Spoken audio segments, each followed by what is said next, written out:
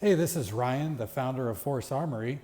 Wanted to say thank you for tuning in and watching. I have a couple of things that I want to show you and a little bit that I'd like to share here with you. Um, First and foremost, I want to just announce that my pre-production gloves are completely done and ready to be shown.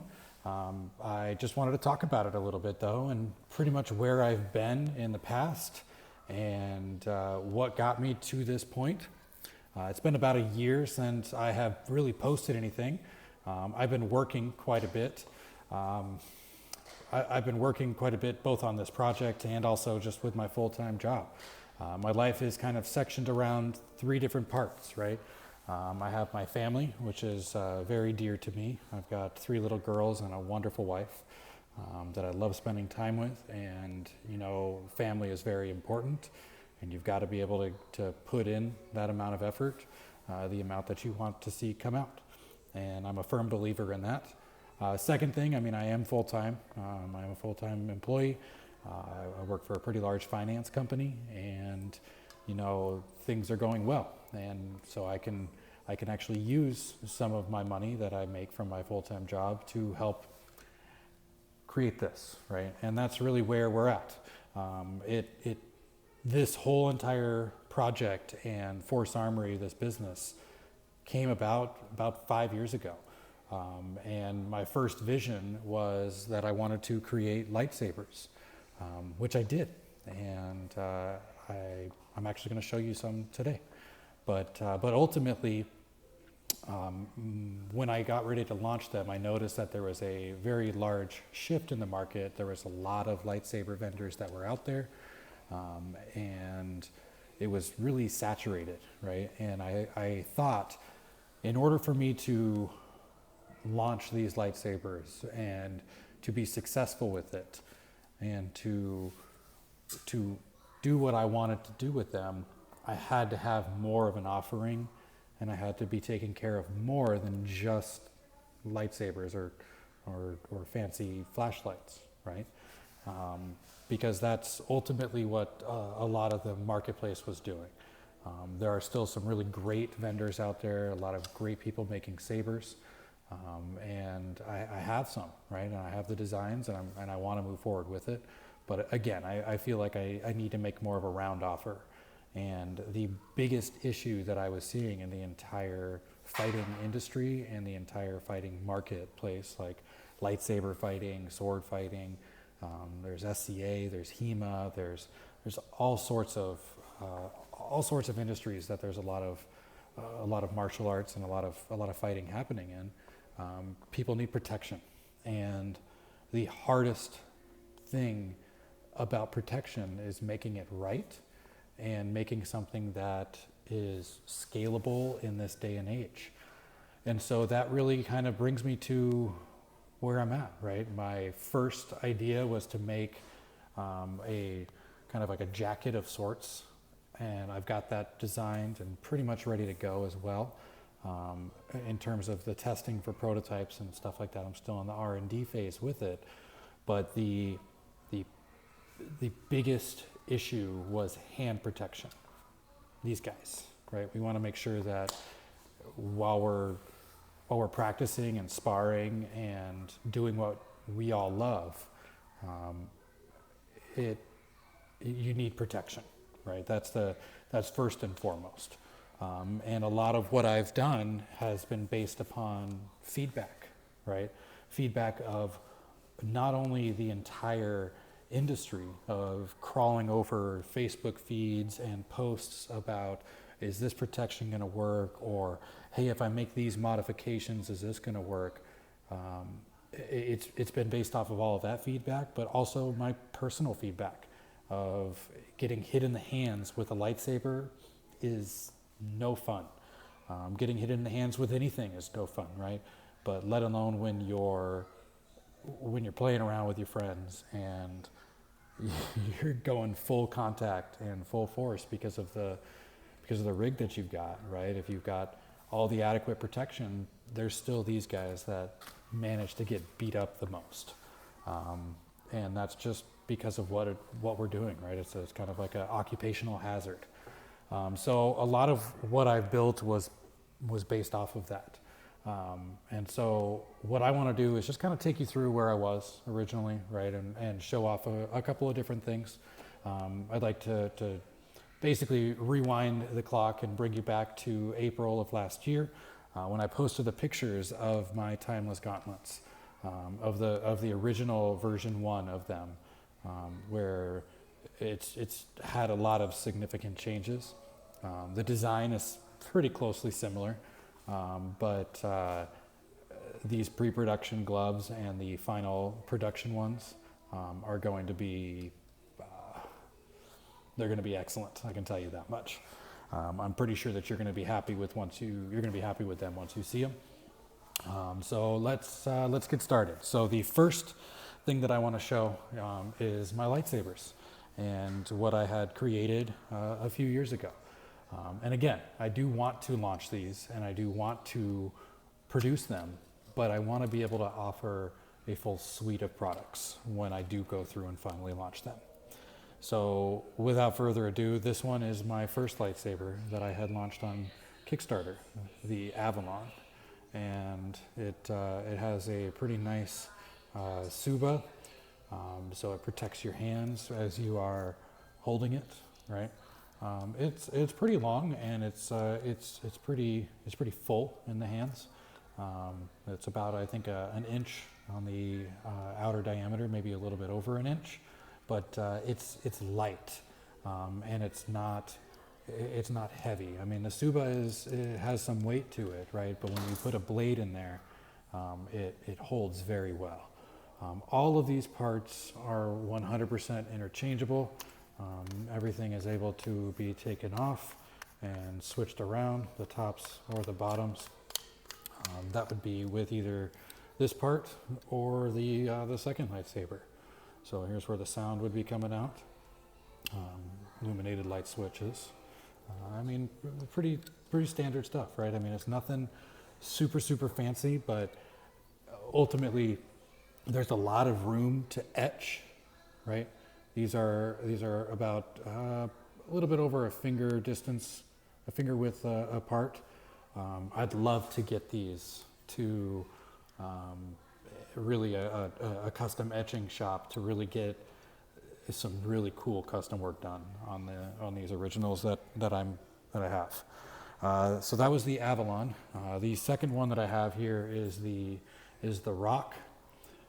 This one is a Viking inspired lightsaber. It's got the knurls on the side. So when you're holding it, they're all the same size. They're all the same, not height overall, but they're all the same width. Both the outer diameters, and again, fully spins off. Sound on the bottom, which I'm actually thinking about switching and putting the switch on the bottom of these. I just need to go through the design again. And to speak about design, I learned a lot. These lightsabers were not designed by me. They were my idea, right?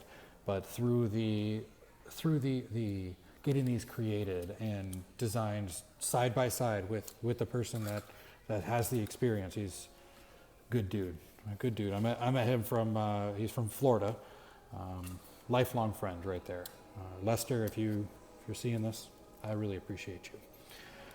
But overall, this one is I think this one's the Pompeii is what I named it. It's modeled after a Roman gladius sword. They all have the nice round ends. And again, all of this stuff can be interchanged. So if you like the top for the Avalon, or if you like the top of the Rock, or if you want to swap them around, like if you like this top better than the Rock top, or whatever the case may be, it's all possible. And again, lots of room to go through and etch, right? And you can easily go through and get a lot of good etches on here. And then one of the ones that a lot of people really like is the Seeker. This one has the cut up at the top. It looks very futuristic.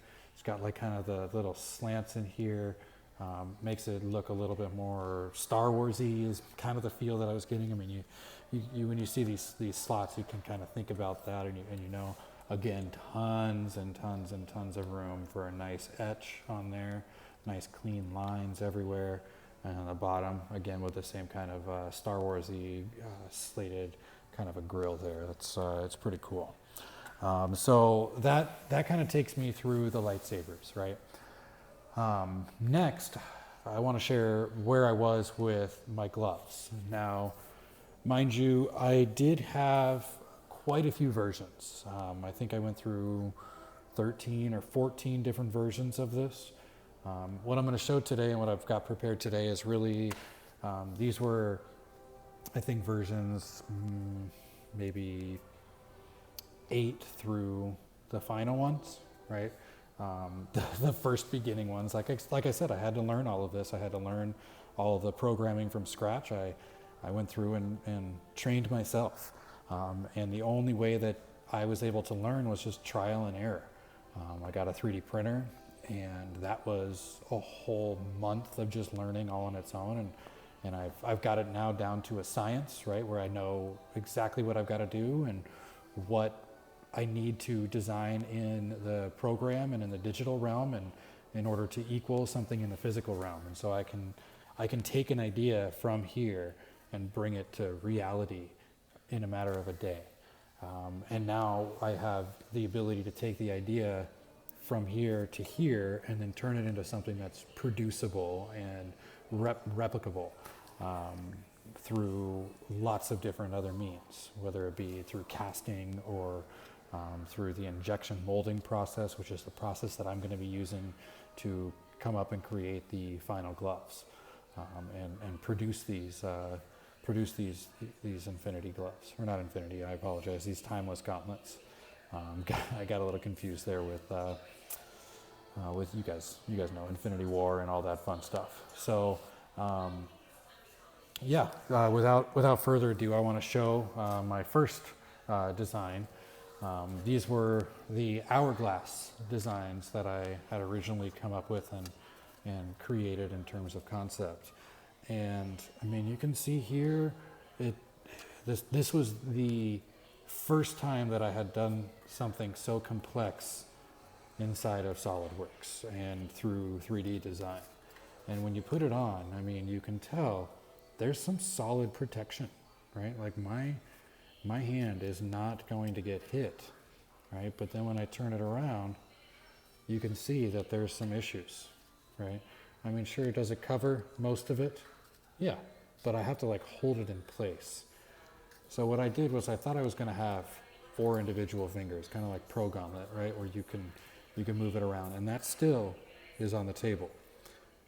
But there were some major issues with it, where the gaps in between our fingers, right? You have to be able to provide protection for those gaps, but still be able to close your hands. Because nobody wants to sword fight with their hands wide open, right? They're going to want to have their hands closed in a nice uniform kind of a fashion. So that then brings me to the second one. So this first blue one was very tight right here in the middle, and I couldn't really move my hands much. And so then I made the red item, the red back of the hand. And same hourglass, same form, right? So you're still gonna get the good solid wrist protection, still get the full movement and the full turnaround and radius of it. But then I went through and I widened it, right? So you're still good on the sides, right? Where if somebody swings up and hits your hand, you're covered right here, boom. But I made it wider, so that way I could get all 4 fingers, right? If I can get it kind of lined up. But again, this is me holding this in place, and if I let go, it still kind of wobbles around, and there really still was not enough space right here in between the fingers. If I was going to keep my hand closed, that'd be good. But if I had to open my hand wide, no, we're looking at a lot of restrictions. Okay, a lot of restrictions, and that's really the big problem with the hourglass. And I mean, it worked back in the old days. It can still work now, right? But there's a lot of updates that need to be done and a lot of changes that need to be done. And so then that brings me to the white pair that I made. I decided that instead of having the knuckles be shown, right, it's going to make a flat edge. So that way when your knuckles are in, it's covered. No matter which angle, no matter which height, your knuckles and the really the painful parts of your fingers, if they're getting poked or hit, are completely covered. And so with this, I then ran into an issue with the thumb, right? And this was after a lot of reading and a lot of feedback, and honestly, some tests, right? I mean, you have to trial everything. Everything has to be tested. You have to do trial and error. But I liked this design. I liked the flat, the flat angles, because it allows everything to be connected to this part, right where the hands are going to be protected. And the thumb, yeah, while it allowed everything to be connected, this part right here was really not good, right? It was very restrictive. So that brings me to kind of the final of the ideas, right, of just the back of the hand. And so I had to go through and I had to cut it all open, right, to allow for the thumb to have free range and free motion going back and forth, right, being able to reach fully out. And I'm sorry, I'm double jointed in my thumb, so if you see my thumb popping out a little bit, that's why, right? But it just allows it to go back further, and you can really tell, like, you're still fully protected all the way through the thumb bone, right, up to that knuckle that's just gets beat up quite a bit in sword fighting. So that brings me to kind of the final spot, right? So this was April of last year.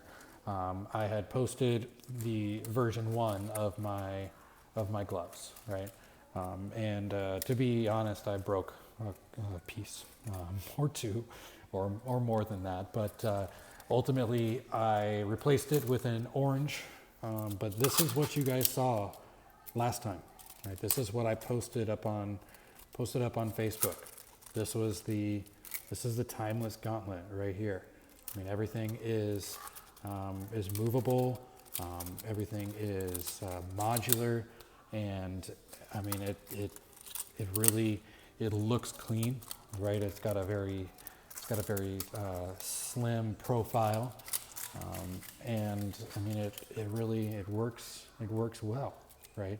There were still some issues with it that I have since fixed, right? So the hand falling out of them, right? Like you can see, like there's a gap right there, right?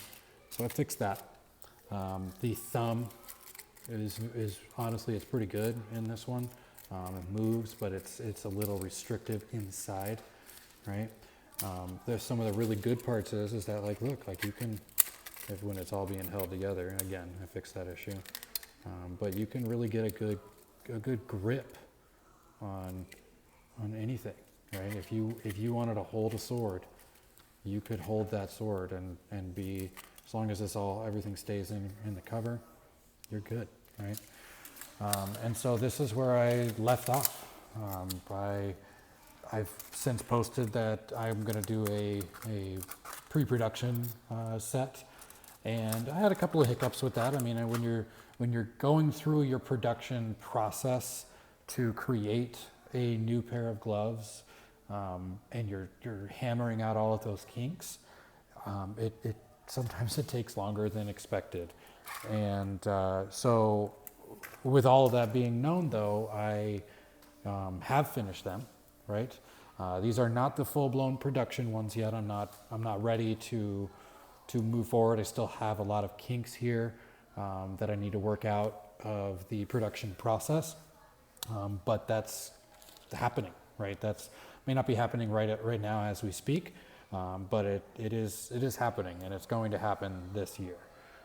With all of the things that are going on with the coronavirus and the COVID-19 thing going on here, I've actually had more time than ever to apply myself to it. I mean, I now no longer have to commute, right? So I'm working from home, And that's 2 hours a day right there that I'm getting back just right that I can put into this project, and direct time investment. And so just in the last month and a half that we have been quarantined here, or self-isolated, I guess we should say, nobody's sick, but I've been able to make tremendous strides, and there's still some more that need to be taken, and some definite changes that need to happen.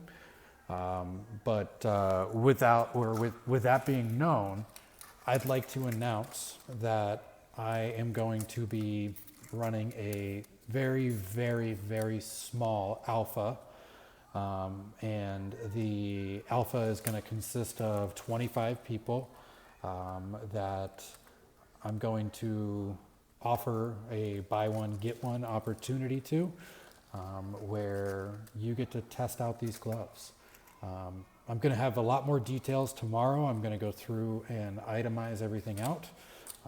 And I think I'm even going to go live for you guys tomorrow, just so that we can go over that, right? I will show off my pre-production gloves and these gauntlets here for their full glory. I mean, everything's done. They've been tested. I mean, I've hit these things with plastic swords, wooden swords, lightsabers, a hammer. I mean, I've really just let these things have them. And I'm going to show some video of it too. I'll even, after I show these things off, I can even get out my equipment, and we can have at it, right? And I can make sure I record that and post all of that up, because it's important to show, right? But the important thing is that they're going to be very, very similar to this, right? This was the concept, and this, I mean, it took a lot of effort to get to this. It's going to take a whole lot more effort to produce, and I'm game, right? But I wanted to reach out and kind of explain where I've been, what I've been doing, what I've been working on, show off some of the things that I've got here. Oh, I didn't even think about it, but let me show you this here. So if you put on this glove and you hold it, like you've got, as long as everything holds, you've got a good solid amount of protection, right? I mean, there's quite a bit. Whether it's a lightsaber or if it's a regular sword. I mean, this is about the same width as a standard longsword. Maybe a standard longsword could be a little bit skinnier, less round, right? More of like a rectangle type of a shape, right? Rounded rectangle. This is solid. And so if you want to see more, tune in tomorrow. Like I said, I'm announcing the alpha right now. If you get to the end of this video, then great. Really, really thank you and appreciate you for watching it and hearing me out and seeing what I've got to show. It's very exciting for me. I'm beyond pumped and thrilled that I finally get to kind of show myself and show what I've been working on and what I've really been investing a lot of my time and energy and thoughts into. It has not been easy. I don't think that it ever will get easy, and I'm hoping it doesn't, right? I'm hoping to streamline some processes, and that's again what I'm going to be working on here before we go through and produce. But I need to get somebody else's feedback besides my close and personal friends. I need to get feedback from others. And again, I've got kind of a list of things that I want to go through and things that I'm going to itemize out here for you and just put out there with this very, very small alpha. Again, I think I'm only going to want to do like 25 people. I may do some giveaways as well. May give away a couple of pairs of these. I'm thinking about that again. I want to go through and make sure that I'm doing this right. I don't want to blast out 200, 600 pairs and try to collect money for it when I don't have them and I need to create these things, right? I think that I have I have a hard time thinking that I'm going to collect money from people and A, make them wait, right? But B, give like an unrealistic expectation, right? Of how much time it's going to take, because again, I'm not in production, right? I don't have 25 of these ready to go, but I need to start learning the process of how long it's going to take me to create how many and all of this. And the only way that I can do that is by ramping it up. And I'm ready, right? I'm ready. I have the time, and I want to do this. I'm going to do this. So with all of that being known, and all of that being said, again, I really, really, really appreciate you listening and watching this. Thank you, and see you tomorrow.